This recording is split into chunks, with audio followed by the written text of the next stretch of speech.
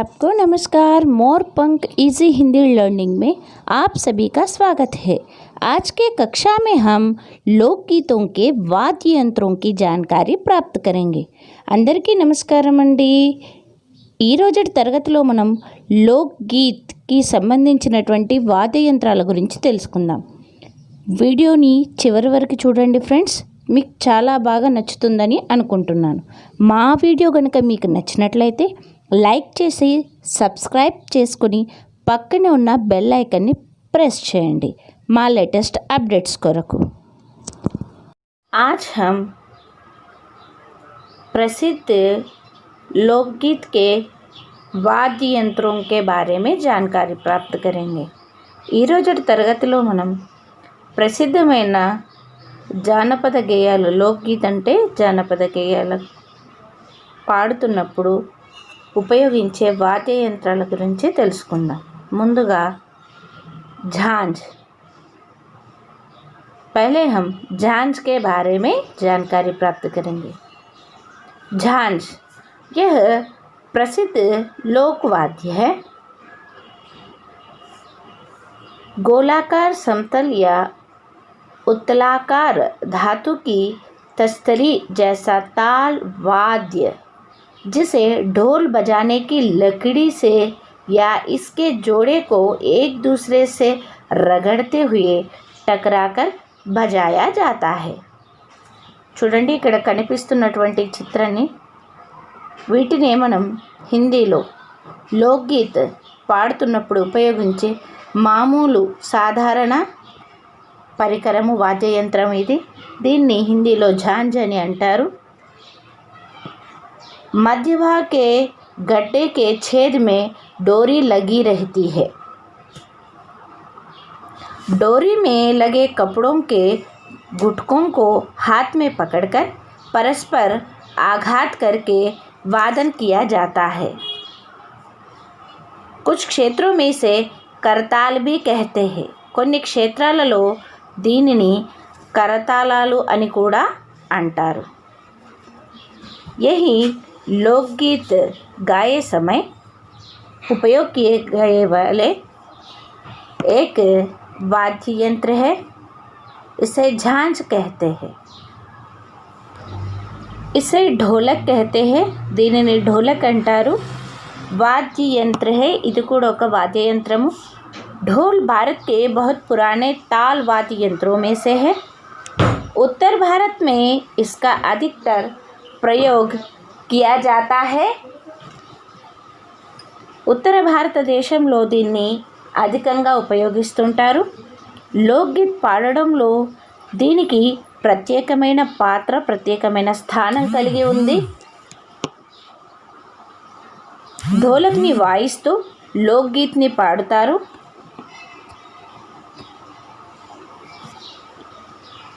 ये हाथ या छड़ी से बजाए जाने वाले छोटे नगाड़े हैं, जो मुख्य रूप से लोक संगीत या भक्ति संगीत को ताल देने के काम आते हैं। ढोलक आम, बीजा, शीशम, सागौन या नीम की लकड़ी से बनाई जाती है। लकड़ी को पोला करके दोनों मुखों पर बकरे की खाल डोरियों से कसी रहती है। होली के गीतों में ढोलक का जमकर प्रयोग होता है। ढोलक और ढोलकी को अधिकतर हाथ से बजाया जाता है। यह है ढोलक की मुख्य विशेषता। लोकगीत गाते समय ढोलक का अधिक प्रयोग किया जाता है। बिना ढोलक लोकगीत गाए नहीं जाएंगे। कुछ स्थानों में लोकगीत गाते समय करताल का उपयोग भी किया जाता है। करताल एक वाद्य यंत्र है। करताल तत् खांसा अथवा पीतल निर्मित झांझ का एक छोटा संस्करण है। इससे पहले जो देखे करताल झांझ को, उसका दूसरा रूप है ये करताल। ఇంతకు ముందు చూసిన झांझని పరివర్తన చేసి ఈ కర్తాల్ని మనము ఉపయోగిస్తున్నాము. దాంట్లో ఒక చిన్న మార్పు కలిగించుకొని ఉపయోగించేదే ఈ కర్తాలము. करताल प्रधानतः मृदंग की संगत से बजाया जाता है. దీన్ని మృదంగంతో పాటుగా కలిపి వాయిస్తుంటారు. कीर्तन गीत में करताल अत्यंत प्रधान वाद्य है. కీర్తనలు పాటలు పాడుతున్నప్పుడు ఈ కర్తాల ధ్వనులు అత్యంతమైన ప్రధాన పాత్రను వహిస్తాయి. इनमें एक दो को छोड़कर सभी वाद्य कांस धातु से बनते हैं. इसकी वजह से इनकी टन टन आवाज़ दूर दूर तक सुनाई देती है. ये सभी सहायक ताल वाद्य की श्रेणी में ही आते हैं. करताल में 10 इंच व्यास के 2 चपटे व गोलाकार प्याले होते हैं. इन प्यालों के बीच का हिस्सा ऊपर की ओर उभरा रहता है. उभरे हिस्से के बीच में छेद होता है. छेद में रस्सी पिरो दी जाती है. रस्सियों को हाथों की उंगलियों में फंसाकर दोनों प्यालों से ताली बजाने की तर्ज पर एक दूसरे पर चोट की जाती है. इसे ही करताल कहते हैं. ఈ కర్తాలను ఉపయోగిస్తూ లోక్గీత్ను పాడుతుంటారు.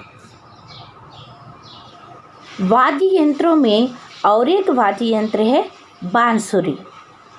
अंग्रेजी में इसे फ्लूट कहते हैं. తెలుగులో దీన్ని పిల్లనగ్రోవి అని అంటారు. హిందీలో దీన్ని బాన్సురి అని అంటారు. వాద్య యంత్రాల్లో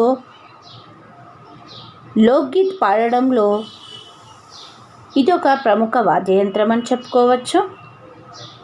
इसे बांस की लकड़ी से बनाई जाती हैं. इसमें कुछ छेद बनाए जाएंगे और इसे बहुत अच्छे राग से गाए जाएंगे. इसका मधुर संगीत सुनने से बहुत आनंददायक और खुशी भी मिलती है. बांसुरी भी एक वाद्य यंत्र है लोकगीत के अंतर्गत.